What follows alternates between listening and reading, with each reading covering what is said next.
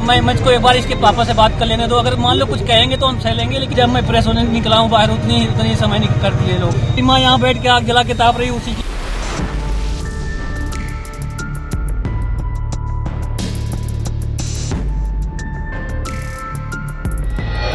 उत्तर प्रदेश की राजधानी लखनऊ से सटे जिला बाराबंकी में झकझोर देने वाली वारदात सामने आई है। यहाँ शादीशुदा प्रेमी से मिलने आई प्रेमिका की कुल्हाड़ी से गला काटकर हत्या कर दी गई।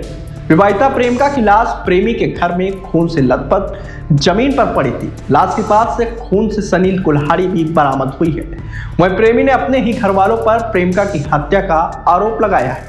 घटना की जानकारी मिलते ही मौके पर पहुंचे पुलिस प्रेमी को हिरासत में लेकर पूछताछ कर रही है। साथ ही मृतका के शव को पोस्टमार्टम के लिए भेज दिया। दरअसल ये वारदात मंगलवार सुबह 6 बजे मसौली थाना क्षेत्र के शाहपुर कस्बे की है। यहाँ के रहने वाले कमलेश यादव का बेटा संदीप यादव रिलायंस कंपनी में सिविल इंजीनियर के पद पर तैनात है और वह वर्तमान में सीतापुर में पोस्टेड है। करीब 1 हफ्ते पहले वह अपने घर आया हुआ था। संदीप की शादी इस साल अप्रैल में शहर कोतवाली क्षेत्र के एक गांव की रहने वाली युवती से हुई थी, लेकिन अभी उसकी पत्नी की विदाई नहीं हुई है और वह अपने मायके में ही है। पुलिस पूछताछ में पता चला कि 1.5 साल पहले शादी.com पर संदीप की मुलाकात गोरखपुर की रहने वाली ममता यादव से हुई थी। दोनों एक दूसरे से बात करने लगे और फिर एक दूसरे से प्यार करने लगे। 1.5 साल से दोनों रिलेशन में थे।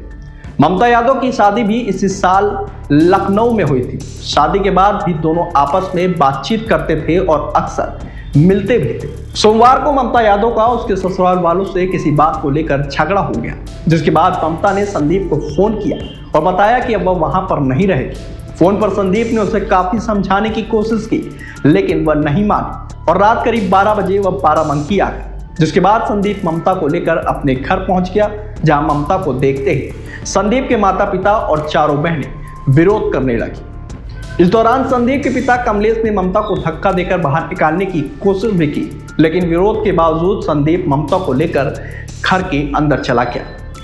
जिसके बाद दोनों ने काफी देर तक बातचीत की, साथ में खाना खाया और फिर सो गए। वहीं मंगलवार सुबह संदीप जल्दी उठा और बाहर टहलने चला गया।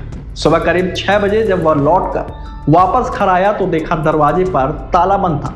कुछ अनहोनी की आशंका हुई तो संदीप ने ताला तोड़ा और अंदर जाकर देखा तो ममता खून से लथपथ जमीन पर पड़ी हुई थी। यह देखते ही संदीप ने तुरंत डायल 112 पर फोन करके पुलिस को घटना की जानकारी दी। वारदात की सूचना मिलते ही मसौली पुलिस और फॉरेंसिक की टीम मौके पर पहुंच गई और जांच पड़ताल में जुट गई। जिसके बाद संदीप ने आरोप लगाया कि उसकी मां संतोष कुमारी, पिता कमलेश यादव और 4 बहनें सुधा, निधि, कंचन और मीरा ने मिलकर ममता की बेरहमी से हत्या कर दी है और वारदात को अंजाम देने के बाद सभी मौके से फरार हो गए हैं। मुझको एक बार इसके पापा से बात कर लेने दो, अगर मान लो कुछ कहेंगे तो हम सह लेंगे, लेकिन अपने घर में रख लेंगे। वो ये घटना कितने बजे की? ये जब मैं प्रेस होने निकला हूँ बाहर उतनी समय नहीं कर दिए लोग। और जबकि जब निकला मेरी माँ यहाँ बैठ के आग जला के ताप रही उसी की आग जलाई हुई है। संतोष कुमारी। आप कितने भाई हो? मैं अकेला हूँ। अकेले हो? पुलिस के मुताबिक ममता को मारने से पहले उसके साथ हाथापाई हुई है। घर के किचन में उसके साथ पहले मारपीट की गई, फिर गर्दन पर पीछे से हमला करके धड़ से अलग करने की कोशिश की गई। उसके बाद सिर पर भी हमला किया गया है। किचन का सारा सामान बिखरा हुआ था, वहां रखा खाना भी गिरा हुआ था। वहीं किचन में किनारे पर खाद की कुछ बोरियां रखी हुई थी। ममता वहीं पर खून से लथपथ पड़ी हुई थी। पास में एक कुल्हाड़ी पड़ी थी जो खून से सराबोर थी। फिलहाल फॉरेंसिक टीम ने मौके से सबूत जुटाए हैं और पुलिस ने शव को कब्जे में लेकर पोस्टमार्टम के लिए भेज दिया। साथ ही संदीप यादव को हिरासत में लेकर पूछताछ चल रही है। पुलिस का दावा है कि जल्द इस हत्याकांड का खुलासा किया जाएगा।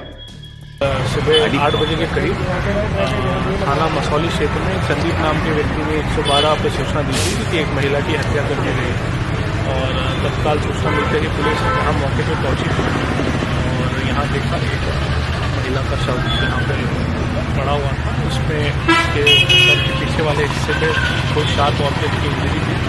तत्काल पुलिस ने फॉरेंसिक टीम को बुला के शव कब्जे में लिया और उसको पोस्टमार्टम के लिए भेजा है। और जिस व्यक्ति ने सूचना दी थी उसने बताया है कि ये जो महिला थी ये उसकी परिचित थी, पहले से ये दोस्त थे और कल रात में संभवतः ये यहाँ पे इसके इसके साथ रहने आ गई थी और आपसी को इनका परिवार से मतभेद हुआ। उसी में उसके परिवारजनों ने इसकी हत्या कर दी, ऐसा इस व्यक्ति का कहना है जिसने 112 पे कॉल की है। अभी पुलिस सभी तथ्यों की जानकारी कर रही है।